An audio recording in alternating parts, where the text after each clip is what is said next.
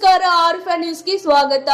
ಹರಪನಹಳ್ಳಿ ತಾಲೂಕಿನ ಅರಸೀಕೆರೆ ಹೋಬಳಿ ಕೋಲ್ ಶಾಂತೇಶ್ವರ ಮಠದಲ್ಲಿ ಮಹಿಳಾ ಮತ್ತು ಮಕ್ಕಳ ಅಭಿವೃದ್ಧಿ ಇಲಾಖೆ ವಿಜಯನಗರ ತಾಲೂಕು ಆಡಳಿತ, ತಾಲೂಕ್ ಪಂಚಾಯಿತಿ, ತಾಲೂಕ್ ಕಾನೂನು ಸೇವಾ ಸಮಿತಿ, ಸಮಗ್ರ ಶಿಶು ಅಭಿವೃದ್ಧಿ ಯೋಜನೆ ಇವರ ಸಂಯುಕ್ತ ಆಶ್ರಯದಲ್ಲಿ ಪೋಷಣ್ ಮಾಸಾಚರಣೆ ಕಾರ್ಯಕ್ರಮ ಹಮ್ಮಿಕೊಳ್ಳಲಾಗಿತ್ತು.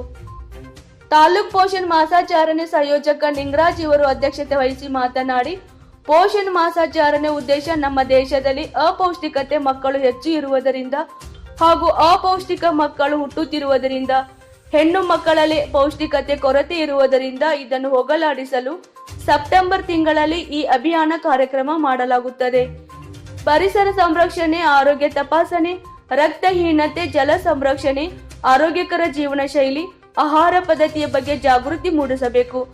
ಅರಸೀಕೆರೆ ಸಮುದಾಯ ಆರೋಗ್ಯ ಕೇಂದ್ರದ ವೈದ್ಯ ಅಧಿಕಾರಿಗಳಾದ ಡಾಕ್ಟರ್ ಸುದರ್ಶನ್ ಮಾತನಾಡಿ, ಹೆಣ್ಣು ಮಕ್ಕಳಿಗೆ, ಗರ್ಭಿಣಿಯರಿಗೆ, ಮಕ್ಕಳಿಗೆ ಪೌಷ್ಟಿಕಾಹಾರವನ್ನು ನೀಡಬೇಕೆಂದು ಹೇಳಿದರು.